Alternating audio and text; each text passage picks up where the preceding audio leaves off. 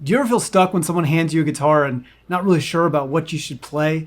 Now, a lot of people will memorize, a handful of songs so that they know exactly what to play right when someone hands you a guitar. But the problem with that is most of the time when someone hands you a guitar, they don't really want to sit there and listen to you play and strum and sing an entire song, much less a whole set of songs. What they really want to hear is something short and cool that proves that you play a little bit of guitar. And so if you can play a D chord, I'm going to show you 5 tricks now that will help you play something short and cool and sound like you know what you're doing. Let's jump right in.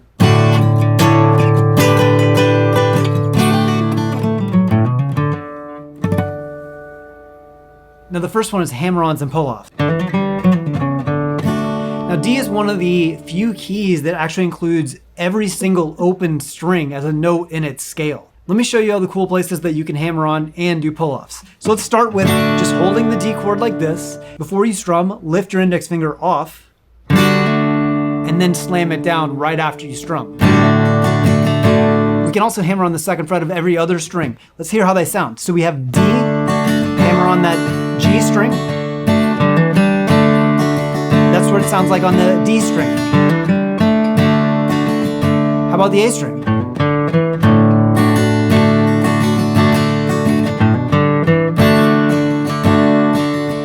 Okay, now how about the E string?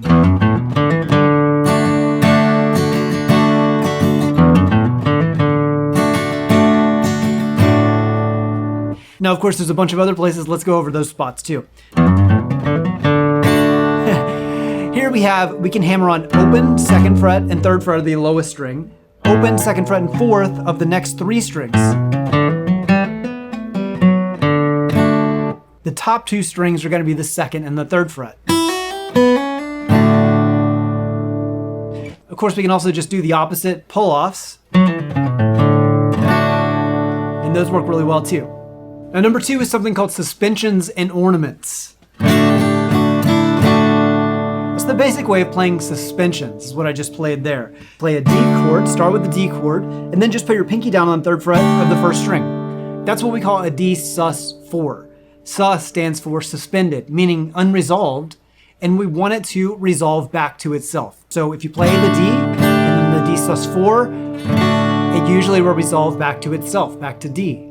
There's also a D sus2, where you lift your second finger off, and then we're going to go back to D. Now to play these as ornaments, we do the same exact thing, except we play them as trills or as quick successions of hammer-ons, pull-offs, like this. Here we can try a quick trill with our pinky. We can also do it with the second finger. Or we can try Tommy Emmanuel style, where he does it both, like this. That one's fun. So there we're doing hammer on, pull off, and then pull off with the second finger, slam the second finger back down. Number 3 will get you sliding your hand up the neck.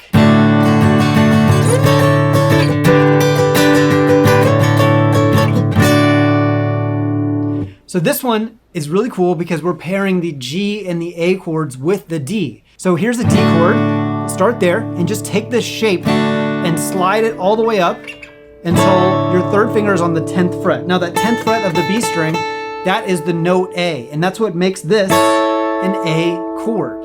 Now if we slide this shape down now to where our 3rd finger is on the 8th fret, this makes it a G chord. So we have G, A, and D. Now since our hand is going to be sliding all the way up,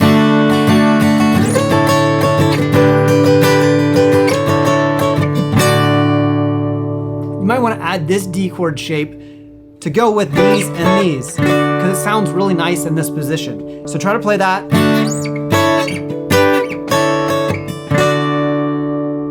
When you pair it with the G and the A in this upper position. Since we're talking about different chord forms of D, you might already know this one.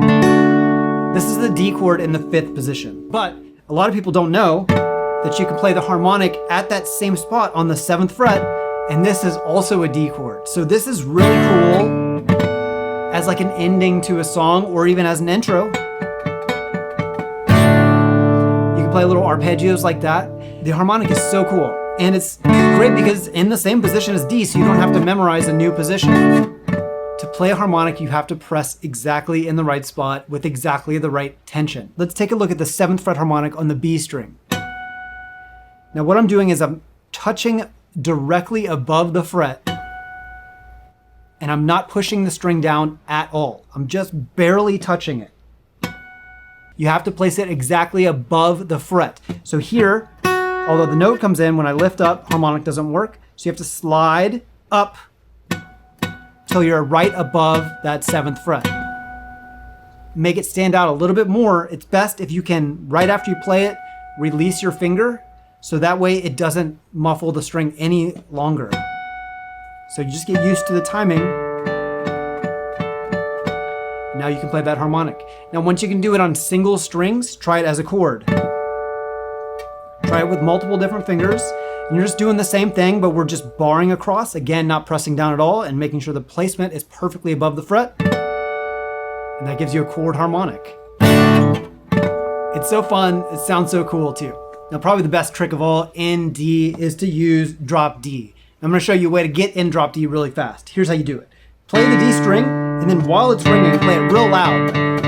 While it's ringing, play the low E string, and then drop it below the pitch of D, and then raise it back up to D. It's the easiest and fastest way for your ear to recognize when it clicks, when it's right in pitch. Now the most fun thing that you can do in drop D is playing those power chords really quickly. Now when you do it in drop D, this makes a power chord, which is just a cool sounding rock chord. That's all you need to know for now. And all you need to do to play a power chord is now bar 3 frets of the lowest 3 frets.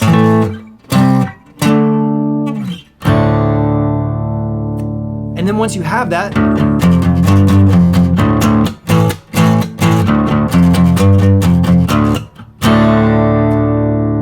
you can start jamming and playing these cool power chords up and down. Let me show you the spots that are going to be the most fun to play on. So we have open, 3rd fret, 5th fret, 7th fret, 10th fret, and 12th fret. So play those around in a bunch of different combinations. And